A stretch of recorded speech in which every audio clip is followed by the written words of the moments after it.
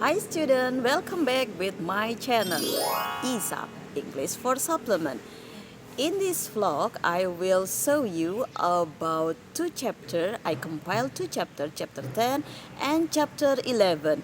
Why I do this? Because in a chapter 10 and in a chapter 11, it is have the same text structures of the reading text. On a chapter 10, the text with the title BJ.Habibie, and second on chapter 11, the text with the title Nyak, Dhien.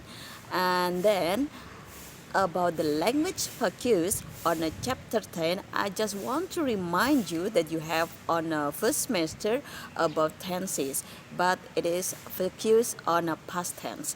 Next, on chapter 11, I will discuss about adverbial clause because this chapter is little bit difficult, so you must stay tuned on this YouTube, on this vlog. Okay, students, before we start our lesson, don't forget, always use face masks, wash your hand, stay and study at home. Okay, once more, don't forget, read the regulation of the online class. Okay, chapter 10 and 11, E-Sup English for Supplement by Yuni. Remember this regulation: if you want to join in online class, always wash your hand, use face masks, and study at home. If you meet with someone, don't forget make a distance with others. Okay, prepare the materials. It is the reading text of chapter 10 with the title BJ.Habibie, and you have to translate it before and you can read it by yourself. Okay. Next, we go to the reading text of the chapter 11. Nyak Dhien. Nyak Dhien was a leader of the Achenese guerrilla force during in Aceh War. She was born in Lampadang in 1848, following the death of her husband Tengku Umar. She led guerrilla action against the Dutch for 25 years. She was awarded the title of Indonesian National Hero on May 2, 1964 by Indonesian government. Nyak Dhien was born into an Islamic aristocratic family in Aceh Besar. Her father, Tengku Nata Setia, was a member of the ruling Ule Balang aristocratic class in Six Mukim, and her mother was also from the aristocratic family. She was educated in religion and household matters. She was renowned for her beauty, and many men proposed to marry her. Finally, she married Tengku Cik Ibrahim Lamga, the son of an aristocratic family, when she was 12. On March 26, 1673, the Dutch declared for war on Aceh. In November 1673, during the Second Aceh Expedition, the Dutch successfully captured Six Mukim in 1673, followed by Sultan's Palace in 1674. In 1675, Nyak Dhien and her baby, along with other mothers, are evacuated to several locations while her husband Ibrahim Langa fought to reclaim Six Mukim. Langa died in action on 29 June 1878. Hearing this, Nyak Dhien was unreigned and sought to destroy the Dutch. Sometimes later, Tengku Umar proposed to marry her. Learning that Tengku Umar would allow her to fight, she accepted his proposal. They were married in 1880. This greatly boosted the morale of Aceh armies in their fight against Dutch. Tengku Umar and Nyak Dhien had a daughter, Gambang. The war continued and Achensis declared holy war against the Dutch and were engaged in guerrilla warfare. Undersupplied, Tengku Umar surrendered to the Dutch force on the 30 September 1893 along with 250 of his men. The Dutch army welcomed him and appointed him as a commander, giving him the title of Tengku Umar Johan Pahlawan. However, Tengku Umar secretly planned to betray the Dutch. 2 years later, Tengku Umar set out of assault Aceh, but he instead deserted with his troops, taking with them heavy equipment, weapons, and ammunition, using these supplies to help Acehnese. This is recorded in a Dutch story, The Het Favored van Tengku Umar, The Treason of Tengku Umar. Okay, next. After her husband died, Nadine continued to resist the Dutch with her small army until its destruction in 91. As the Dutch adapted their tactic to the situation in Aceh. Furthermore, Din suffered for the nearsightedness and Aristides as she got older. The number of her troops was also decreasing and they suffered for the lack of supplies. One quarter in Bautong Le Sague. The Dutch attacked catching Dhien and her troops by surprise. Despite desperately fighting back, Dhien was captured. Her daughter Gambang escaped and continued resistance. Dhien was brought to Banda Aceh and her myopia and arthritis slowly healed. But in the end, she was exiled to Sumedang, West Java, because the Dutch were afraid she would mobilize the resistance of Aceh people. She died on November 6, 1908. Okay, it is the text about Nyak Dhien, about the story of once of our hero of Indonesia. Now here we go with the vocabulary of the reading text Nyak Dhien. Okay, here is in English and also the meaning in Indonesia.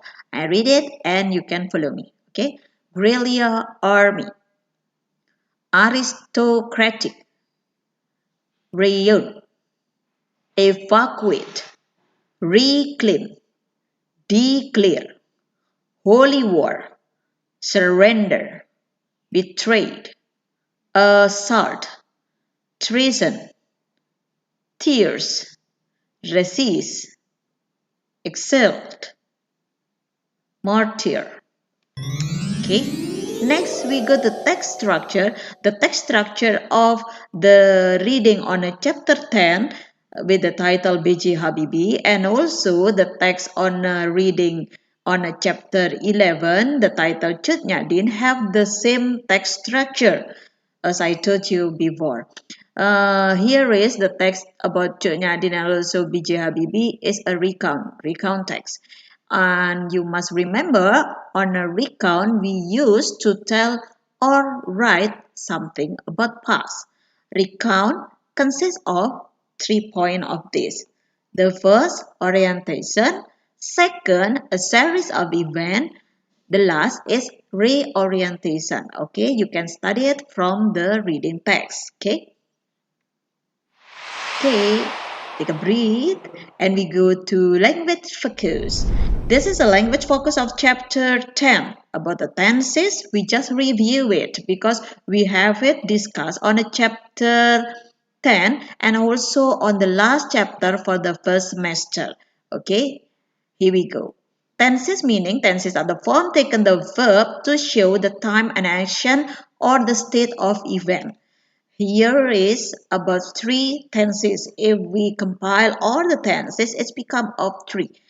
Present tense, past tense, and future. And now we will focus on past. Remember, we just review it.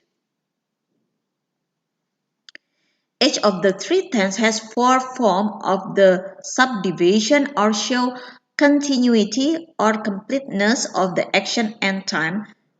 They are indefinite, continue or imperfect, perfect, and perfect continuous.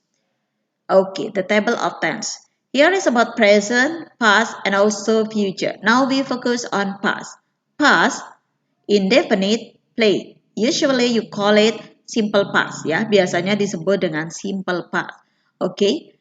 Now, continuous. Biasanya disebut dengan past continuous. Okay. Biasanya diikuti dengan to be was atau were plus verb ing. Mana yang menunjukkan pastnya itu adalah to be. Dia menggunakan to be kedua. Oke, now perfect. Di dalam perfect, di sini disebutkan past perfect. Jadi, yang di atas biasanya menggunakan have, has, di sini menggunakan had plus verb 3. Oke, now we go to perfect continuous. Past perfect continuous. Ini di sini menggunakan had yang menunjukkan continuousnya adalah to be. Di sini ada been and also verb ing, playing. Kalau kita tambahin subjek misalnya di depannya he played, he was playing, he had played, he had been playing. Seperti itu ya. Oke. Now, keterangan selanjutnya adalah indefinite tense does not indicate whether the action is complete or not. Ya. Okay. The second is continuous or imperfect tense that the action still going on. Jadi kalau yang namanya continuous itu pasti masih dilaksanakan saat itu.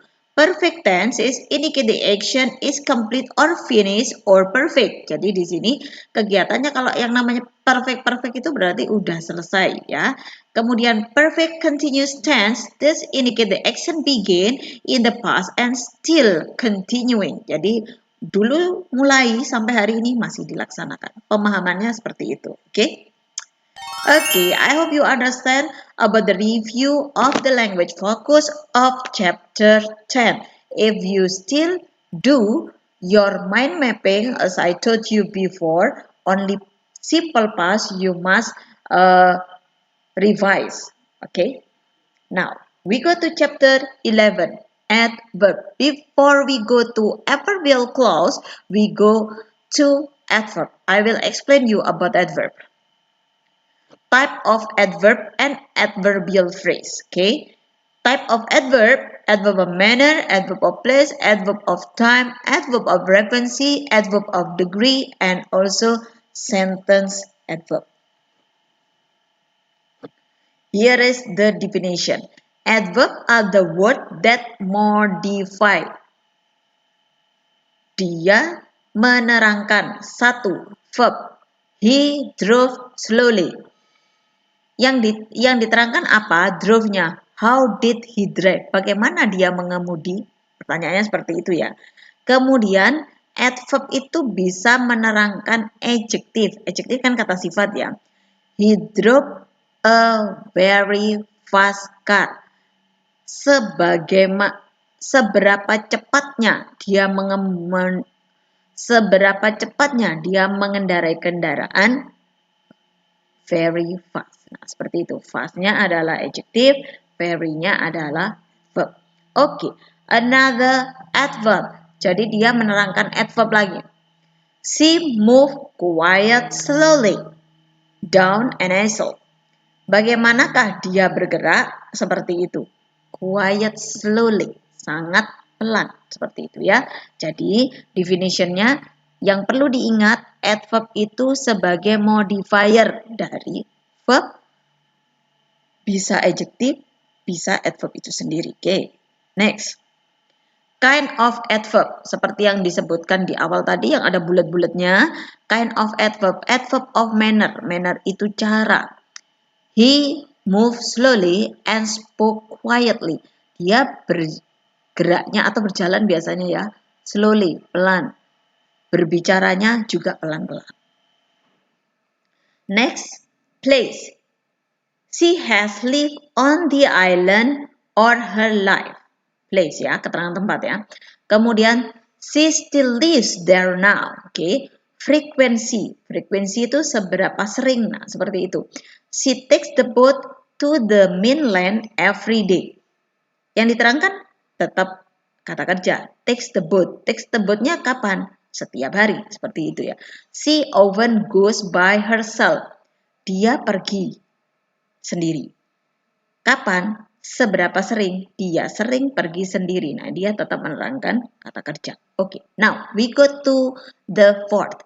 Time, adverb of time. Ya, she tries to get back before the dark. Nah, dia akan kembali sebelum gelap. Nah, seperti itu ya. It's starting to get dark now. She finished her tea first. She left early. Next, purpose. Purpose ya. She drives her boat slowly to avoid hitting the rock. Ya, dia mengendarai kapalnya pelan-pelan untuk menghindari menabrak karang seperti itu ya. She shop in several stores to get the best buys. Nah, seperti itu. Oke, next, command. Adverb they give the speaker opinion. Quickly, luckily, clearly, obviously, apparently. Okay, now we go to degree. Describe how much something is done or to modify an adjective. Extremely, incredible, very, much or a lot, a little bit. Okay. Now we go to how if we write down about the verb in one sentence. How we write down about adverb in one sentence. Verb, manner, place, frequency, time, or and purpose. Bat swim enthusiastically. Enthusiastically in a pool every morning before dawn to keep in a shade. Dad walks impatiently into town every afternoon before supper to get a newspaper. Okay, you can read again and again to make it clear. Okay, now here we go to adverbial clause. Now here we go to adverbial clause. Okay, pay attention. Adverbial clause. On an adverbial clause, usually sometimes come up about question or WH question like this: how, where, when, why, to what extent, under what condition. Okay, now where can you find an adverb? Adverb modify verb, adjective, and also adverb. Jadi adverb seperti yang disebutkan di awal tadi, dia bisa memodify verb, adjective, and also adverb. Okay. Therefore, you can find nearly anywhere in the sentence. However, they are usually near verb, adjective, or adverb. They modify, but not always. Diingat, not always. Tidak selalu ya. He can run fast. He really likes soccer. Ini seperti Bu Yuni mengulang saja dengan beberapa contoh. Okay. Next, yang selanjutnya. Verb answer where. Berarti di situ adverb of place ya. Your book is here. Your pencil is there. Okay. Next. When. Adverb of time. He came home late. Okay. Ini yang perlu diingat. Ini posisi dia sebagai adverb. Posisi sebagai adverb phrase. Posisi sebagai adverb clause. They will leave soon. They will leave in a few minutes. It is a phrase. Makanya disebut dengan adverb phrase. Kemudian they will leave when they are ready. Ini clause. Clause itu kan kalimat walaupun pendek. Makanya disebut dengan adverb clause. Oke, paham ya? Oke, the definition. Adverb clause is subordinate or dependent. Dependent berarti tidak bisa berdiri sendiri ya. Kalau independent berdiri sendiri. That modify a verb, adjective, and verb. Sama fungsinya modify verb, adjective, or adverb. Yang berikutnya, like an adverbial clause tells menyebutkan atau ditambahi dengan where, when, how, why, to what extent, or under what condition. Oke, ini contohnya. You may sit wherever you wish. Kamu bisa duduk dimanapun kamu inginkan. Seperti itu ya. When spring set in, many students go crazy. Seperti ini, oke? Rachel and Sloane look as though they have some existing news for us. Oke, ya. Next, selanjutnya, contoh yang selanjutnya, oke. Di sini disebutkan commas rules. When an adverbial clause or adverb clause begin a sentence, it is followed by comma. Oke, kita kembali lagi ya. Di sini diterangkan happy because he met an A. Katie hurried to phone her mother. Lihat, ada komanya kan? Kemudian kalau yang di depan ya, Jack can climb higher than I can. Kalau di belakang tidak. Kalau yang di depan pasti ya. If it does not rain tomorrow, we will go to the beach for class. Kalimatnya akan pergi ke pantai kelasnya jika tidak hujan. Seperti itu, oke? Contoh yang di depan sama. Kalau posisinya ada di depan seperti ini harus dikasih koma. Tapi kalau di belakang tidak perlu diberi koma, oke? Dilihat sekali lagi, again and again, to make sure you understand what I'm saying, okay? Subordinate conjunction. An adverb clause is introduced about subordinate conjunction, a word that shows the relationship between the adverbial clause and the word or words that clause modify. Okay.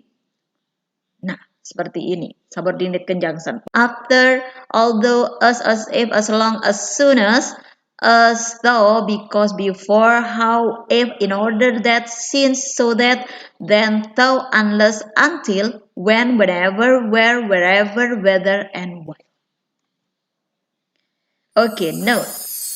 The word after, as, before, since, and until are also commonly used as preposition. After lunch, preposition itu kata depan ya, will finish building the rocket. Subordinate conjunction, after you wash the dishes, you can make the bed. Ya, setelah kamu mencuci peralatan makan, kamu bisa pergi tidur. Nah, seperti itu ya. Oke. Nah, posisinya seperti ini yang perlu diperhatikan. Adjective clause, adverbial clause, sama noun clause. Kalau untuk adjective clause, tambahan saja ya ini ya. Adjective clause itu namanya relative pronoun sama relative adverb. Tapi kalau di adverbial clause namanya subordinate conjunction yang Bu Yuni baca tadi ya. You can back to the first slide to understand it, okay? Next. Okay, it is grammar review reducing adverbial clause to adverbial phrase. Ya, yang sesuai dengan bacaannya Cut Nyak Dhien. How do we reduce clause to phrase? Ya, ini kalimatnya menjadi dipendekkan seperti itu ya. Maksudnya yang dipendekkan adalah adverbial clause menjadi adverbial phrase. Okay, what make the sentence in a column A different from the column B? Nanti ada column A dan column B. Diperhatikan ya. What do you think about the length of the sentence in a column A and a column B? Yang perlu diingat, column A itu berupa adverbial clause, column B berupa adverbial phrase. Okay, here we go with the example. Now we go to column A and column B. Don't forget it. Column A have an adverbial clause to support the sentence, and column B adverbial clause become a adverbial phrase. Okay. Cut Nyak Dhien, here this, she was enraged and sure to destroy the Dutch. Dijadikan ke adverbial phrase. Hearing this, Cut Nyak Dhien was enraged and sure to destroy the Dutch. Seperti itu ya. Yang selanjutnya seperti ini juga. When Cut Nyak Dhien learned that Tengku Umar would allow her to fight, she accepted his proposal. Learning that Tengku Umar would allow her to fight, Cut Nyak Dhien accept his proposal. Okay? Because Tengku Umar was undersupplied, he surrendered to Dutch. Undersupplied, intinya kan di situ ya. Tengku Umar surrendered to Dutch. Okay. Although Cut Nyak Dhien desperately fought back, she was captured. Despite her desperate fight back, Dhien was captured. Itu ya, seperti itu. Itu cara merubah antara dari adverbial clause to adverbial phrase. Jika masih ada pertanyaan, kalian bisa melihat beberapa kali to make you understand about what I am saying before. Now we go to writing text. It is about your duty. Prepare a piece of paper. Choose the famous person you like. It become a hero, artist, or your parent. Write a sentence to start your writing. Don't forget include the topic and controlling idea in your sentence. The first sentence in a reading text as the example. And don't forget to give underline about adverbial clause or adverbial phrase. Okay. Okay, students, this is the end of our lessons. And on chapter 10 and also chapter 11, I hope you understand what I'm explaining to you. Okay, don't forget to study, like, and also share this video. Okay, don't forget it. Goodbye. See you for the next E-Sup.